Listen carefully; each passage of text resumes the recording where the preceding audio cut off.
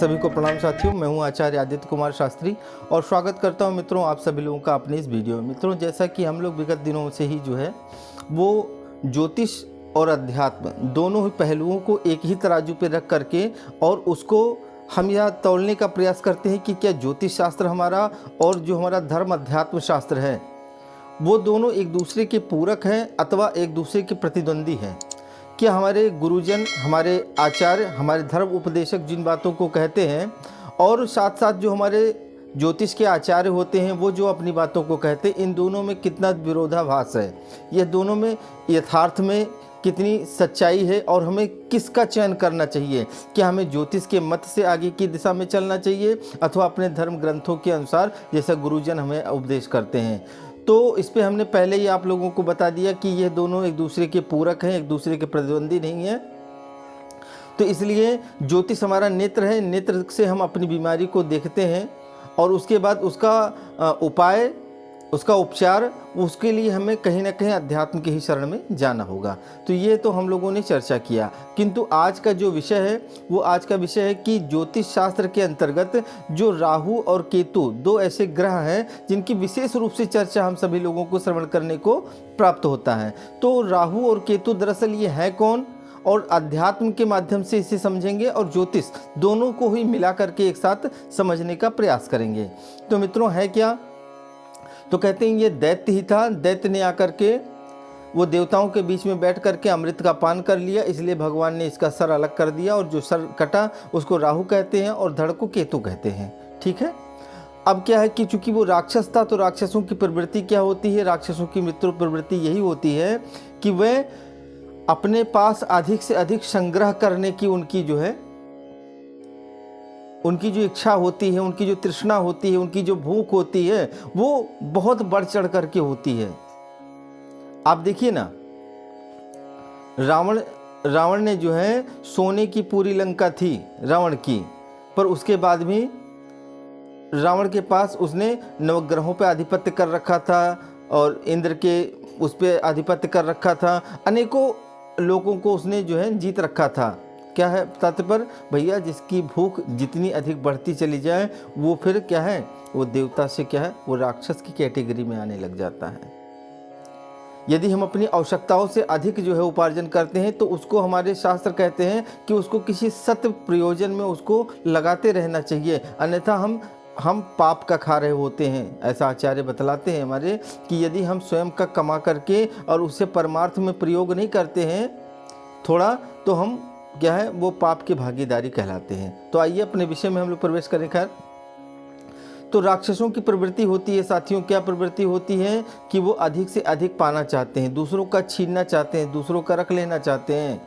उसकी भूख, उसके अंदर की जो है ना लालसा, उसकी आकांक्षाएं वो बढ़ चढ़ करके उसके अंदर वो उसकी अग्नि को तीव्र कर देती है भीतर से।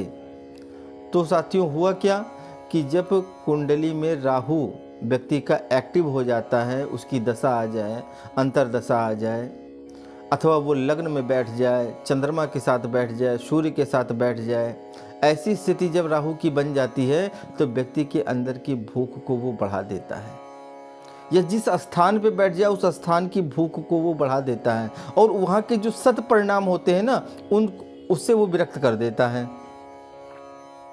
वहाँ के जो अच्छे परिणाम होते हैं उस भाव के ना, उस भाव के अच्छे परिणाम को वो समाप्त कर देता है। उसकी जगह पे वो अपने भौतिक आकर्षणों में वो चाहता है कि ये व्यक्ति ज़्यादा से ज़्यादा जो है ना वो भौतिकता में लिप्त हो जाए। वो उसी को माया कह करके आप पुकार सकते हैं। यही तो है ना कि वो जुआ है, नशा है और जो है जो भी ऐशो आराम की चीज़ें हैं है ना, उन सारी चीज़ों को, गलत संगति है, दारू है, मांस है, मदिरा है ना, अलग जगह पे उठना बैठना, इन सारी चीज़ों में जो है बेईमानी, इन सब चीज़ों में कौन है, ये रूप बदलने वाला काम ये राहु का ही है, माया का काम राहु का ही है।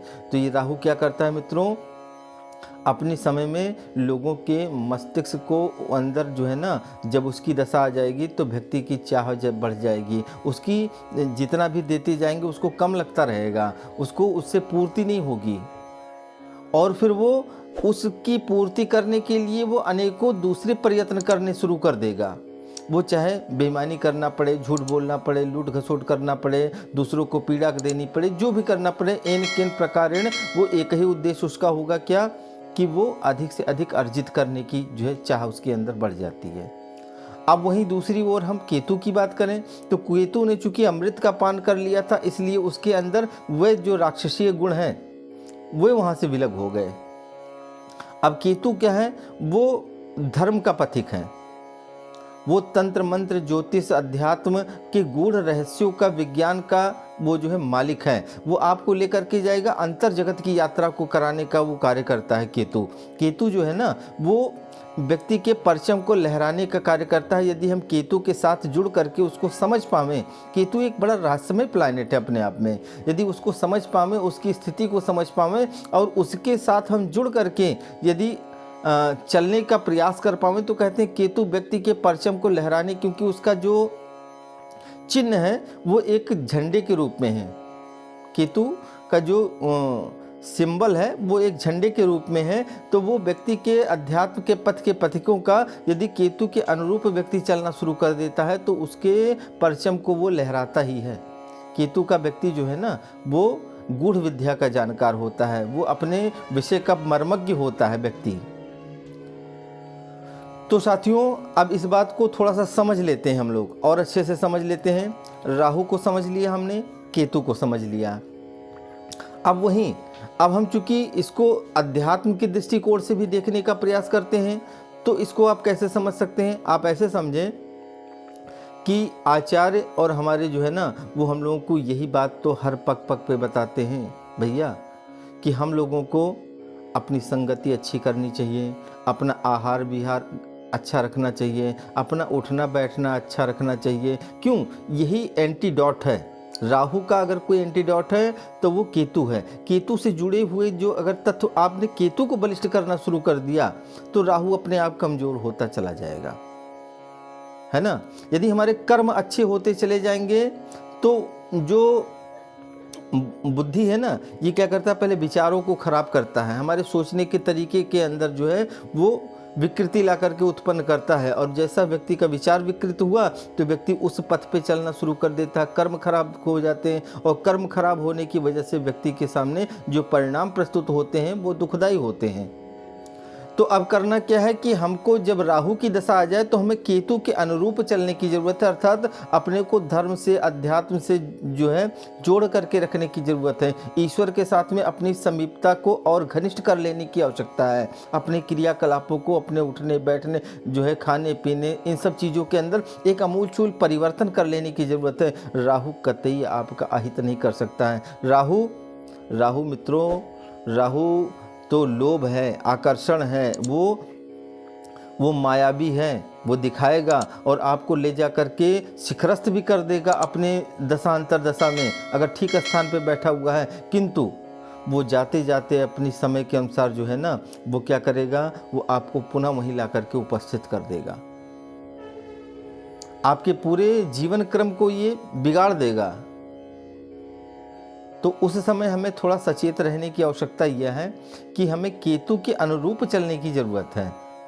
केतु ही इसका केवल एक ऐसा वो है प्लैनेट है कि जिससे ये थोड़ा दब जाता है, और कोई मार्ग नहीं है राहु को कमज़ोर करने का, राहु को डीएक्टिवेट करने का कोई सूत्र नहीं है। एक ही सूत्र है, आप अपना खान पान ठीक कर ले में, अपना रहन सहन ठीक कर ले में, उठना बैठना अच्छे लोगों के बीच में, अपने विचार को ठीक कर ले में, अपनी पूजा पाठ को ठीक कर ले में। इन आध्यात्मिक उपकरणों को यदि आपने व्यवस्थित कर लिया, राहु आपका अहित कतई नहीं करवा सकता। न कोई आपकी बड़ी हानि होने देगा, न आपको कोई जेल कारावास होने देगा, न आपके साथ में कोई एक्सीडेंट होने देगा, न आपको किसी अनैतिकता में वो फंसा करके आपके ऊपर झूठा आरोप लगा करके कोर्ट कचहरी करवा करके आपको व्यवधानों में फंसाने का काम ये केवल केवल केवल राहु का ही होता है, जो आपको भंवर जाल में फंसाने का काम करता है।